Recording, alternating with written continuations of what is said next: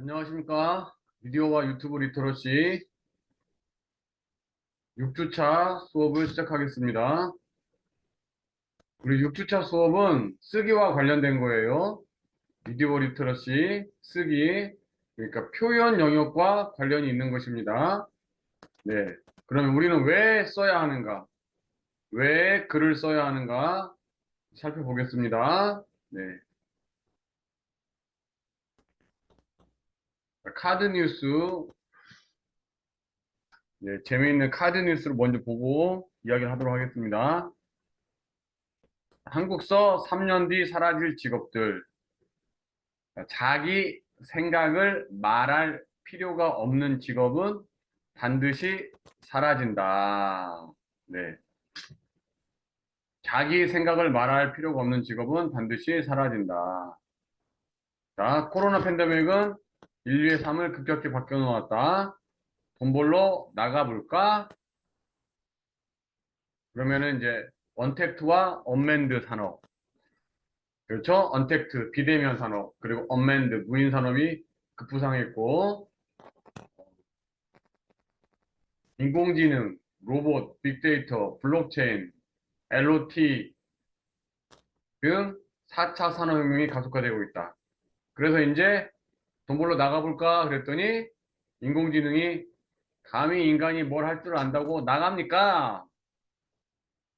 자, 세계경제포럼에 따르면 2025년에는 인공지능과 로봇이 전체 업무의 52% 이상을 대체할 것으로 전망했습니다. 당신의 일 52%는 제가 이미 끝냈습니다. 집에 계셔도 됩니다. 이런 말이죠. 네. 한국고용정보원 또한 2025년에는 국내 근로자의 60%, 무려 1630만 명이 인공지능과 로봇에 의해 대체될 것이다. 당신의 6%는 이미 이제 시작합니다. 네. 60%, 1630만 명이 인공지능과 로봇에 의해 대체될 것이다. 직종별로는 텔레마케터, 캐셔 같은 단순 노무직의 대체 위험도가 90.1%로 가장 높았다. 실제 그렇죠? 네, 저희 동네에도 캐셔가 네, 많이 사라졌습니다. 저희 그 제 사무실 바로 앞에가 롯데 슈퍼가 있는데요. 저는 캐셔가 4명이 있었는데 그 3명의 캐셔 자리는 키오스크로 대체됐고 한 명 있는데 그 한 명도 뭐늘 상주하는 건 아니에요. 상황에 따라 사람이 있기도 하고 없기도 하고. 하여튼 거기에 그 캐셔 자리, 네 자리에 사람들이 돌아가면서 교대 근무를 했었는데 그 사람들이 일자리를 잃은 거죠. 그래서 키오스크가 대체해버린 거죠. 네. 그래서 단순 노무직, 텔레마케터, 캐셔, 보험 판매원, 부동산 중개인, 버스, 택시기사, 네. 비서, 도서관 사서, 속기사, 번역가, 공장 단순 생산직, 이런 사람들은 대체 위험도, 대체가 된다는 뜻이죠. 반면 기존 직업 중에서도 인공지능이나 로봇으로 대체되기 어려울 것으로 전망하는 직업, 사라지지 않을 직업, CEO, 지휘자, 소설가, 특수교육 및 초등교사, 화가, 과학자, 인공지능 전문가, 그다음에 디자이너, 연예인, 헬스 트레이너, 보건, 의료직, 네, 사회복지사 이런 사람들은 대체되지 않을 것이다. 지금 이렇게 보는 거죠. 그리고 또 새로운 직업들도 탄생할 것이다. 자, 그래서 하버드 대학보다 더 유명해진 온라인 대학 미네리바가 있는데 미네리바의 목표는 아직 생기지 않은 직업에도 적응한 인재를 키운다. 자, 이를 위해 학생들에게 집중적으로 가르치는 것은 과연 무엇일까 이거죠. 바로 사고 능력이며 사고 능력을 키우기 위해 우리는 글쓰기 훈련에 집중한다. 그렇죠? 그래서 어, 제가 또 후에 또 수업을 하겠지만 어, 뭐 일본도 지금 교육혁명을 단행했고 우리나라도 이제 수능 체제라는 것이 몇 년 남지 않았다. 네. 그래서 우리가 기존의 교육 체계로는 우리가 미래의 AI와 경쟁해야 되고 그 경쟁에서 이겨서 살아남아야 되는데 AI와의 경쟁에 적합한 교육이 현재는 아니다. 음, 핵심은 그래서 이제 미래 사회에서의 상존에서 생존 경쟁에서 우리가 살아남아야 되는데 그 생존 경쟁에서 우리가 갖춰야 할 것은 기본적으로 사고력이다. 사고력. 사고력에서 키워야 돼. 사고력을 키워야 되는데 그 사고력을 키울 수 있는 가장 좋은 방법은 바로 글쓰기라는 거죠. 네, 글쓰기. 지난 150년 동안 글쓰기 수업을 강조한 것으로 유명한 하버드 대학교의 토머스 젠 교수는 사고력은 바로 뭐다? 글쓰기로만 기를 수 있다. 사고력은 글쓰기로만 기를 수 있다. 아마존 창업자 제프 베조스의 말도 같다. 글쓰기가 사고력을 개발하는 전부입니다. 네. 꼭 이런 사람들의 어떤 유명한 사람들의 발언이 아니더라도 사고력을 기를 수 있는 거의 유일한 수단은 네, 글쓰기다.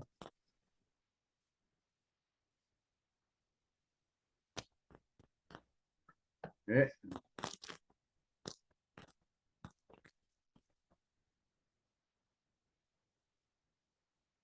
자, 심리학자 조던 피턴스는 글을 쓰는 이유는 생각하는 법을 배우기 위함이다. 여러분이 제대로 생각할 수 있고 말할 수 있고 글을 쓸 수 있다면 여러분 앞길을 막는 건 아무것도 없을 것이다.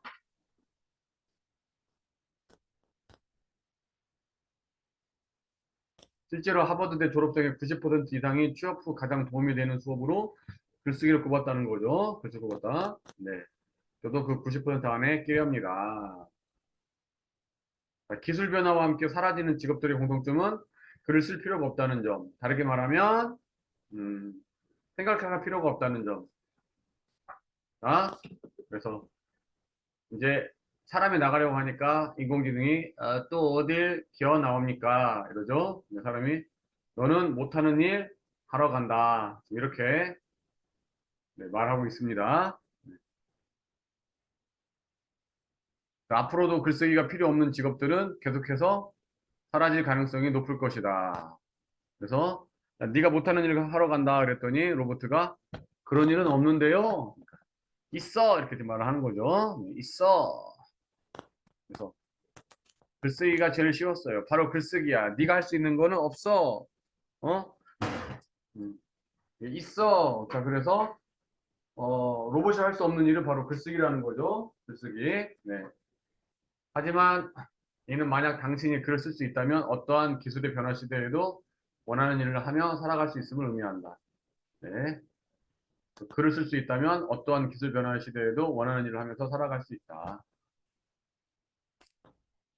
자, 그래서 보자면 우리가 이제 이 미디어 리터러시에서 이게 어떤 사고력, 창의성 이런 거를 길러야 되고 그것은 바로 무엇으로만 가능하다고요? 바로 글쓰기로만 기를 수 있다라는 거죠. 네. 그렇게 해야 되는 이유를 한번 볼까요? 자, 미래의 시장이 어떻게 변할 것인가? 미래의 계급 구조가 어떻게 변할 것인가? 여기 보면 2050년과 2090년이 나와 있죠? 자, 그래서 미래에는 플랫폼 소유주가 있고, 플랫폼 스타가 있어요. 그리고 프레카리아트라고 불리는 일반 시민이 있고, 인공지성이 있습니다. 그래서 2050년에는 인공지성이 그렇게 많지 않지만, 2090년에는 이제 플랫폼 소유주가 있고, 플랫폼 스타가 있고, 프레카리아트는 적고, 거의 대부분이 이제 인공지성이 된 거죠. 그래서 이제 비율 자체가 인공지성이 훨씬 더 많아진다는 거죠. 비율이. 네. 근데 여기서는 그래프를 이렇게 그렸지만 또 다른 그래프에서는 이 프레카리아트랑 인공지성이 막 혼재되어 있어요. 막 섞여 있어요. 자, 섞여 있다는 뜻은 무슨 뜻입니까? 인간이, 일반 시민이 프레카리아트 밑에 있을 수도 있다는 뜻이에요. 그러니까 서로 막 섞여 있고 공존해야 한다는 거죠. 그러니까 인간이 인공지성의 지배를 받을 수도 있다는 뜻입니다. 네. 대체되는 것뿐만 아니라 지게 받을 수도 있다. 네. 자, 그래서 2050 미래사회보고서라는 책에서 이미 우리가 서울대 유기준 교수팀이 이미 밝혔는데, 자, 미래의 1계급은 인공지성 플랫폼 소유주라는 거죠. 플랫폼 소유주. 그 2계급은 인공지성 플랫폼 스타. 그 플랫폼에서 엄청난 활약을 벌이는 사람들을 말하는 거겠죠. 그래서 플랫폼 소유주가 0.001%, 플랫폼 스타는 0.002%, 그리고 여기서는 제3계급을 인공지성으로 봤어요. 인공지성. 그리고 제4계급이 프레카리아트다. 프레카리아트. 그래서 0.001%, 0.002%, 0.003%를 제외한 99.9997%는 4계급이 된다. 네. 그래서 프레카리아트, 불안정이라는 뜻의 이탈리어 프레카리오와 노동 계급을 뜻하는 독일어 프롤레타리아트의 합성어인데, 그러니까 1계급과 2계급이 있고 거의 대부분의 인간들은 4계급 프레카리아트가 되는데, 이것들이 인공지성과 어때요? 매우 섞여서 혼재 있다라는 것이죠.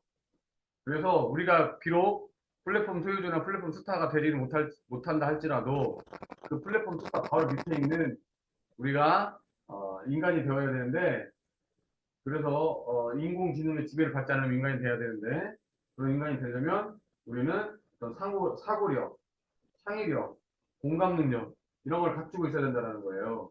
근데 그런 걸 갖출 수 있는 가장 좋은 방법은 무엇뿐이다? 네, 글쓰기뿐이다라는 거죠.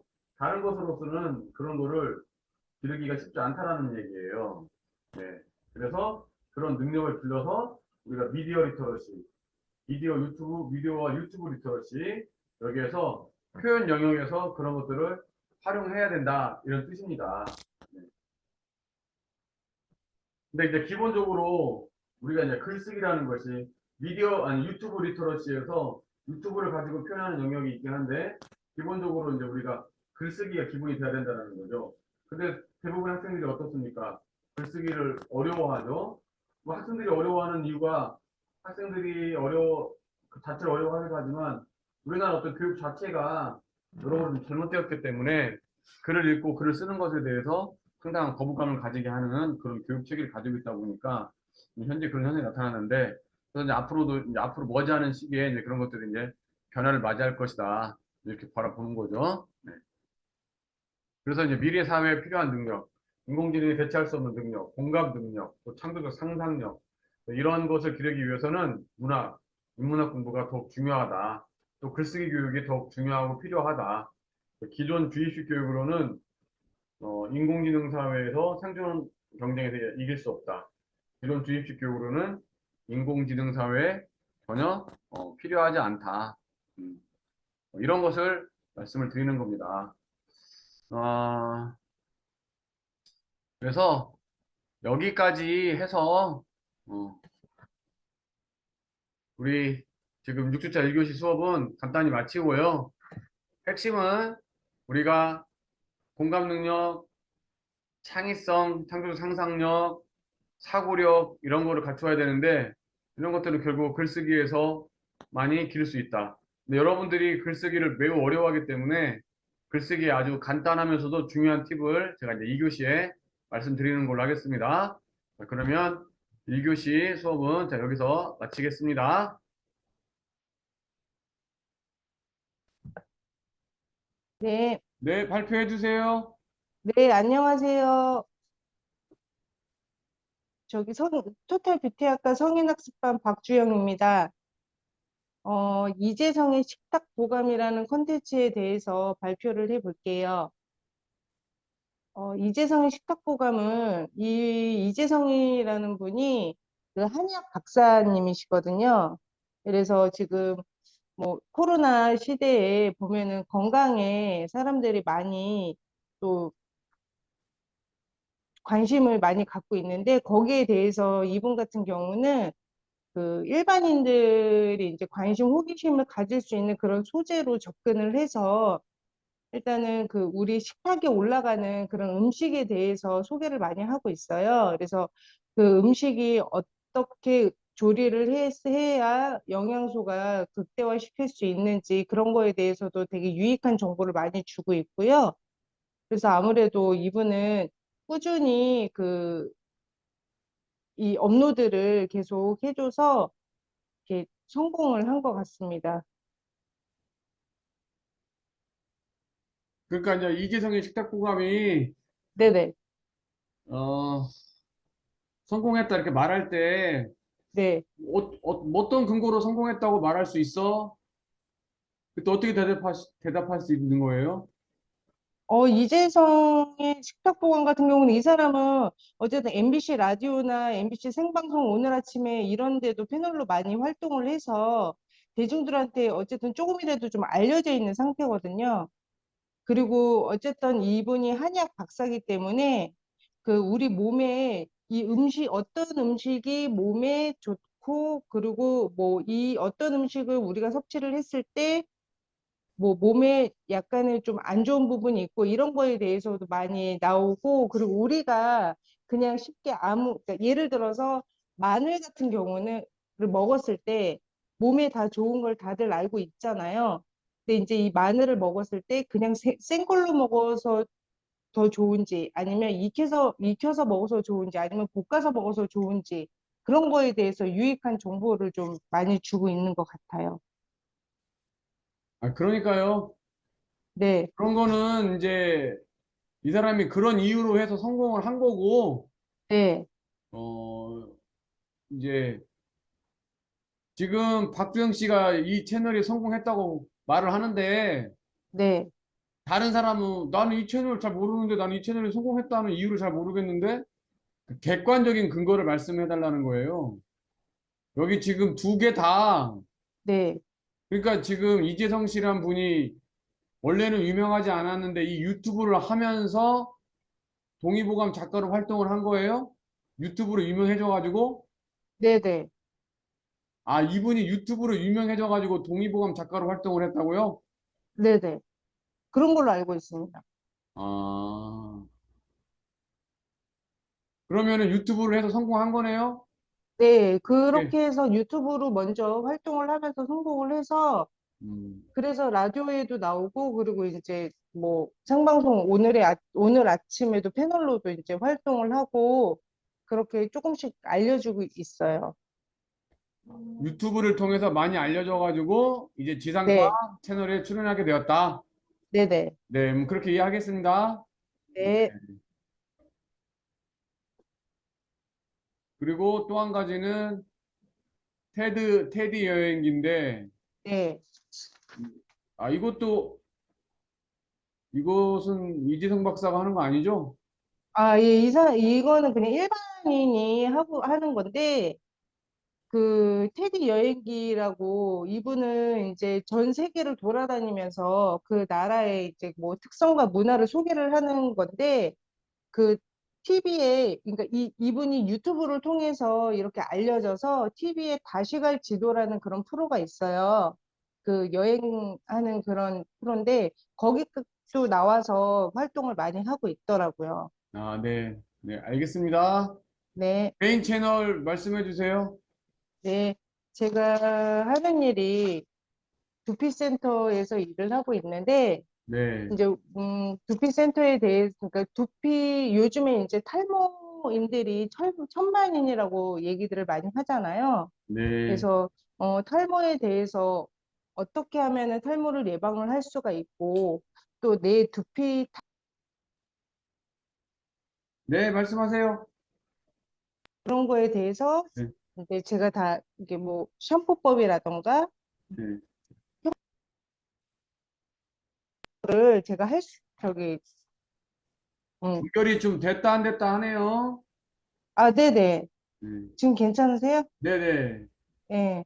그래서 뭐 탈모가 생기는 이유라던가 아니면 집에서 내가 어떻게 해서 어떠한 방법을 해서 탈모를 예방할 수 있는 그런 방법 그런 거를 이제 소개를 해드리려고 지금 하고 있습니다.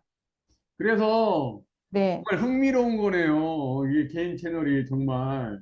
예, 그래서 제가 이제 막 유튜브에 그냥 예, 두피센터라고만 쳐보니까 뭐 삼탈모 모모 코주부라는 분이 예, 한 예, 1점 그러니까 15,000에 구독자를 있는 그런 탈모 채널이 또 하나 있고, 예, 또 다른 또 채널도 탈모 언니. 아, 이거는 한 5.7만 정도 되네. 5.8만 정도. 탈모 언니라는 예, 채널도 있고, 아, 그다음에 네, 여기 탈모 채널이 몇 개 있네요. 네네.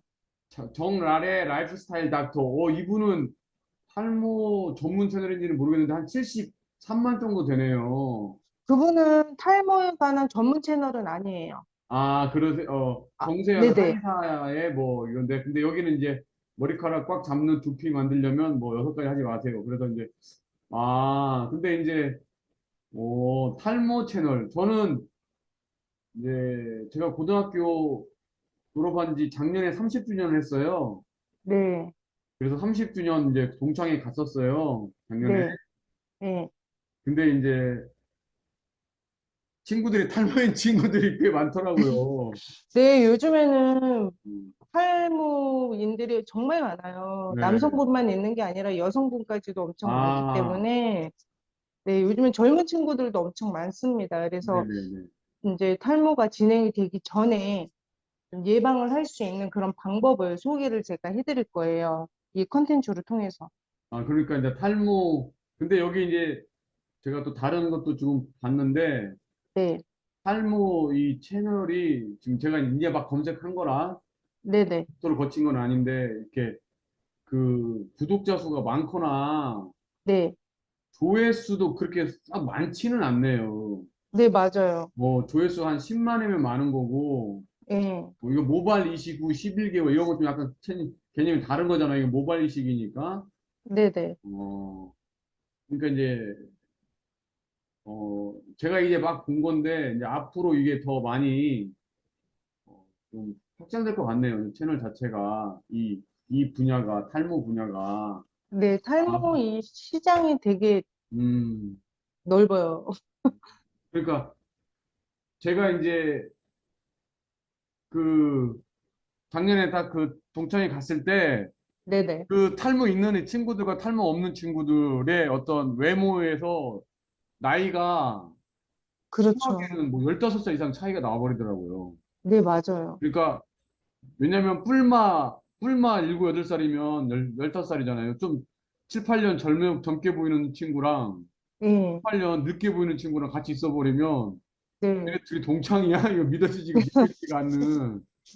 근데 탈모가 한 가지 제가 여쭤보고 싶은데, 네네, 네, 현대인을 살아가는 사람은 현대를 네, 살아가는 현대인은 네.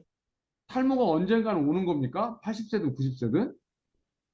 노화로 인해서 탈모가 진행이 되는 경우도 있고요. 요즘에는 솔직히 요즘 현대인들은 탈모의 가능성이 거의 한 6, 70%라고 보시면 돼요.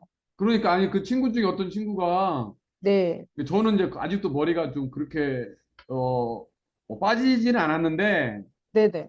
과거에 비해서 머리카락이 좀 가늘어졌다는 소리 좀 들어요.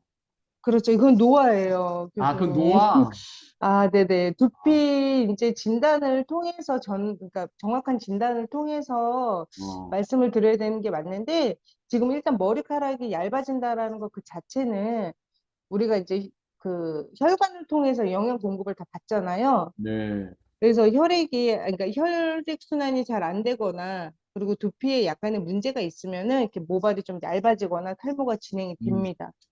그런 상황입니다. 그러니까 저 어떤 친구가 그렇게 얘기를 하더라고요. 그래서 우리가 이게 결국은 현대인들은 샴푸도 사용하고 네네. 현대인들의 어떤 여러 가지 삶의 방식 때문에 과거와 달리 네. 우리가 또 오래 살기 때문에 이제 언젠가는 탈모가 오는 거다. 네. 그게 80세 올 수도 있고 90세 올 수도 있고 예. 그 언젠가는 오는 거다. 그렇게 얘기를 하더라고요. 그래서 예를 들어서 오기 전에 죽으면 죽는 거고 안 온 상태 죽는 거고 예. 그 얘기를 하길래 뭐 탈모가 무조건 오는 거야? 언젠가 탈모가 된다는 거야? 그럼 이상한데? 내가 그렇게 생각했는데 그러니까 현대인들한테 과거에 비해서 탈모의 가능성이 훨씬 높은 거네요. 그렇죠. 어, 그래서 이제 머리카락이 빠지는 거 이런 것은 이제 노화, 아니야, 지금 가늘어진 거. 예. 그러면 언젠가는 이것도 빠진다는 거네요? 탈모가 그렇죠. 생긴다는 그래서 거네요? 네네. 그러니까 그래서 지금 그 사람들이 가장 지금 잘못 알고 있는 것 중에 하나가 샴푸를 안 쓰면은 뭐 화학 제품이기 때문에 샴푸를 안 쓰면 좋아진다. 뭐 이런 설도 네네네. 있어요. 네. 근데 샴푸를 안 쓰면 정말 큰일 납니다. 아, 그래요?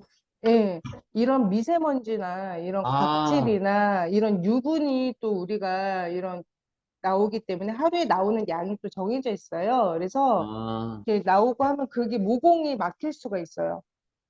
그러면 정말 머리 다 빠져요. 큰일 나요. 그래서 샴푸는 꼭 저녁에 하루에 한 번씩 꼬박꼬박 해주시는 게 좋아요. 저녁에요?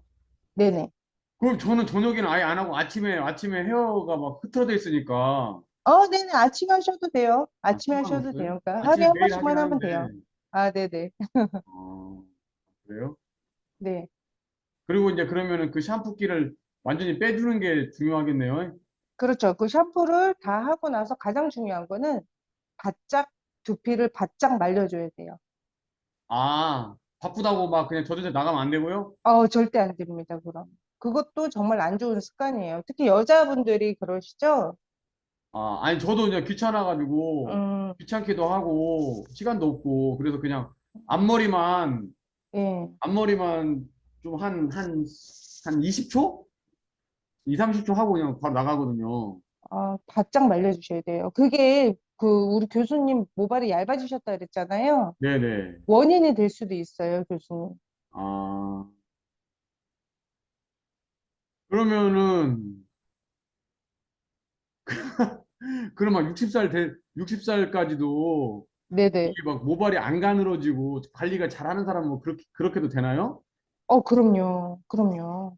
아, 물론 뭐 유전인 경우도 있지만 네. 사실 요즘에는 유전보다는 이런 환경적인 요소가 더 커요. 어, 아, 네. 그러면 그래서 이제, 관리를 뭐 네. 잘 해주시면 좋죠, 아무래도. 그러니까 이제 그러면은 이제 샴푸하고 바짝 말리고 네, 또 이제 또 어떤 걸 네. 또 추천해 주십니까? 관리 제가 위해서? 네, 제가 추천을 해드리는 거는 솔직히 집에서 교수님은 그렇게 탈모가 진행이 된 상태는 아니시기 때문에 네네네. 집에서 샴푸 쓰고 그리고 두피 팩이 있어요. 두피팩? 네네. 그러니까 아, 유수분 밸런스를 조금 적당히 맞춰줄 수 있는 그런 두피 팩과 그리고 이제 세럼이 있습니다. 그러니까 세럼이요? 네, 모근을 강화시켜줄 수 있는 그런 세럼을 나중에 이렇게 발라주시면은 네. 그것만 아, 하셔도 사실상 목은 튼튼하게 하는 거? 그렇죠. 예. 아. 그런 세럼만 써주셔도 뭐 홈케어로는 좋습니다. 근데 제가 예. 또 그 라디오에서 들었는데 네. 그 라디오에 이제 그 탈모와 관련된 그 약사분이 나와서 얘기를 하시는데 네네. 여자 탈모와 남자 탈모는 다른데 네. 그 약사 선생님이 말씀하시기는 남자 탈모는 네. 다른 거 없다. 무조건 약으로밖에 안 된다. 그렇게 말씀하시던데. 약을 먹으면 머리 나요. 100% 나요, 머리는. 약은. 아, 근데 이게 이제 근데 이제 여기 부작용이 하구님이 따르죠. 말씀하시는 거는 네. 이제 두피 관리. 그렇죠. 아, 그렇죠. 저는 이제 관리를 통해서 내가 아, 아무래도 약을 복용을 하다 보면 음, 부작용이 그렇죠. 부작용이 있을 따릅니다. 수 있으니까. 네. 네, 그래서 이제 우리가 탈모가 진행되기 전에 네, 두피가 안 좋아지기 전에 네, 우리는 이러한 관리를 통해서 좀 더 청결히, 네. 그러니까 내 두피를 좀 깨끗하고 그리고 이제 뽀송뽀송한 두피로 만들 수 있는 그런 방법을 이제 소개를 해드리는 거죠. 네. 그러니까 알겠습니다. 그래서 이제 네네. 그런 거를 이렇게 이제 채널을 해서 컨셉 설정해서 이제 하시겠다는 거잖아요.